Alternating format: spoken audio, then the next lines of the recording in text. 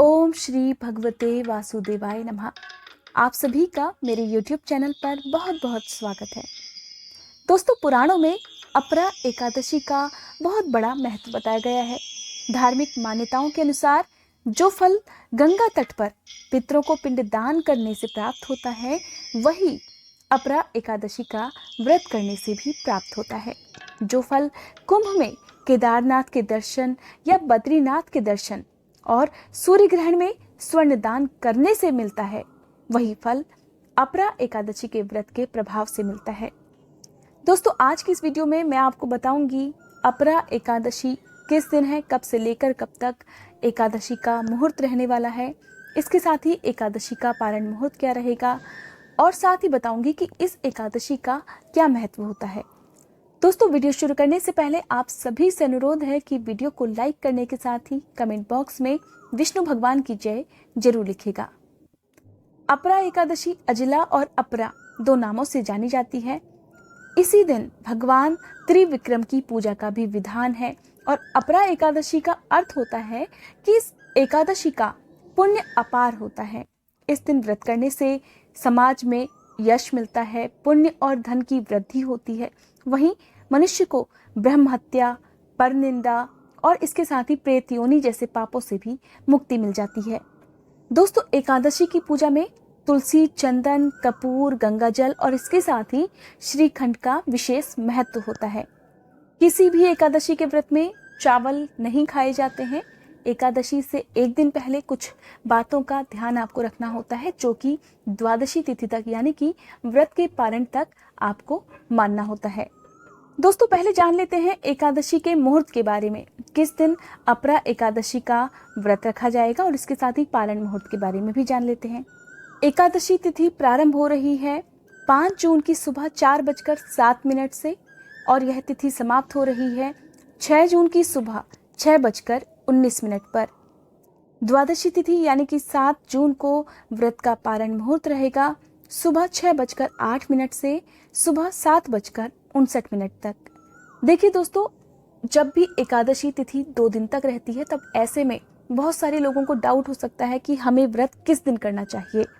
इसमें बहुत ज़्यादा परेशान होने की बात नहीं है, क्योंकि यह आपकी श्रद्धा पर भी निर्भर करता है कि आप किस दिन एकादशी का व्रत करना चाहते हैं। बहुत से लोग उदया तिथि के दिन व्रत रखना पसंद करते हैं। कुछ लोग उसी तिथि को व्रत करना प्रारंभ कर देते हैं जिस तिथि को एकादशी तिथि का मुहूर्त प्रारंभ हो जाता है।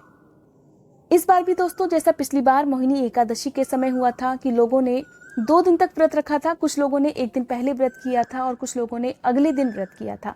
उसी तरह से इस बार भी बहुत से लोग 5 जून को व्रत रखेंगे और कुछ लोग 6 जून को भी व्रत करेंगे।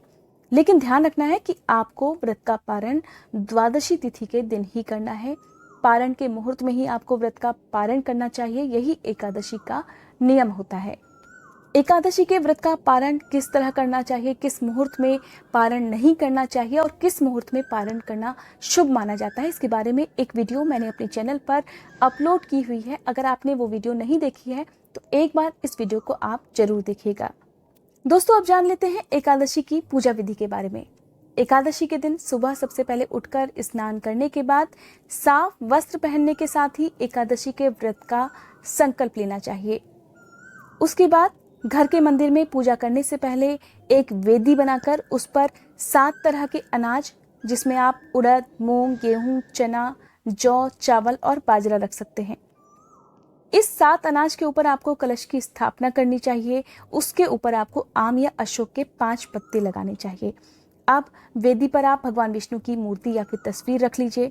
इसके बाद भगवान विष्णु को पीले रंग के फूल, पीले रंग के फल, इसके साथ ही तुलसी दल अर्पित करने चाहिए। फिर धूप दीपक जलाकर भगवान विष्णु की आरती कीजिए। आज के दिन माँ लक्ष्मी जी की भी पूजा करनी चाहिए, उनकी भी आरती करनी चाहिए। शाम के समय जब आप पूजा करते हैं तब आपको एक बार फिर से स्नान करना चाहिए। उसके बाद विधिवत तरीके से विष्णु भगवान के मंत्रों का जाप करते हुए उन्हें भोग लगाने के बाद आरती करनी चाहिए और उसके बाद आप फलाहार कर सकते हैं। बहुत से लोग एकादशी का व्रत निर्जल रखकर भी करते हैं, इस दिन फल भी नहीं खाते हैं। इसलिए आप जैसे भी इस व्रत को रखते हैं अपने नियम के अनुसार इस व्रत को कर सकते हैं। अगर आपकी सामर्थ्य नहीं है तब आप एक समय फलाहार कर सकते हैं। अगर आप रख सकते हैं तो आप निर्जल रहकर और या फिर बिना फल ग्रहण किए इस व्रत को कर सकते हैं। एकादशी के अगले दिन यानी कि पारण मुहूर्त में द्वादशी तिथि के दिन आप किसी ब्राह्मण को पहले भोजन कराइए और उसके बाद यथासंभव दान दक्षिणा देकर उन्हें विदा करने के बाद अपने व्रत का पारण कर सकते हैं। दोस्तों, अगर किसी वजह से आप किसी ब्राह्मण को या फिर किसी निर्धन व्यक्ति को या किसी जरूरतमंद व्यक्ति को भरपेट भोजन ना करा पाए, उन्हें दान दक्षिणा ना दे पाए, तब इसके लिए आप एक काम कर सकते हैं कि जो भी आपको दान दक्षिणा देनी है उसे आप संकल्प लेने के साथ ही उन पैसों को आप उठा कर रख दीजिए। दोस्तों, आपको मैं इसलिए ऐसा बता रही हूँ क्योंकि इस समय परिस्थितियाँ बहुत अलग हैं। हो सकता है कि आप किसी को दान दक्षिणा ना दे पाएँ, किसी को भोजन ना करा पाएँ, इसलिए आप दान दक्षिणा के जो भी पैसे हैं वो उठा कर रख लीजिए और समय आने पर किसी को ये दक्षिणा आप जरूर दे दीजिएगा। ये तो हुई बात की बात जब आप किसी को दान दक्षिणा ना दे पाएँ, लेकिन दोस्तों उससे पहले आपको यानी कि व्रत के पारण से पहले एक काम जरूर कर लेना चाहिए। आप चाहे किसी को दान दक्षिणा दे पाएं या ना दे पाएं, आपको द्वादशी तिथि के दिन पारण से पहले किसी गाय को हरा चारा या फिर गुड़ और रोटी, जैसा कि मैं आपको हर वीडियो में बताती हूँ, जरूर खिला देनी चाहिए। उसके बाद भी आप अपने व्रत का पारण कर सकते हैं। दोस्तों, अपरा एकादशी की पूजा कैसे की जाती है, किन मंत्रों का विशेष रूप से जाप आपको इस एकादशी के दिन करना है, इसके साथ ही कौन सी कथा आपको सुननी चाहिए, इसके बारे में मैं आपको बताऊंगी अपनी अगली वीडियो में। उम्मीद करती हूँ आज की ये वीडियो आपको पसंद आई होगी। अगर आपको ये वीडियो पसंद आई हो तो लाइक करने के साथ ही कमेंट बॉक्स में विष्णु भगवान की जय जरूर लिखेगा और इस चैनल को लाइक, शेयर और सब्सक्राइब जरूर कीजिएगा।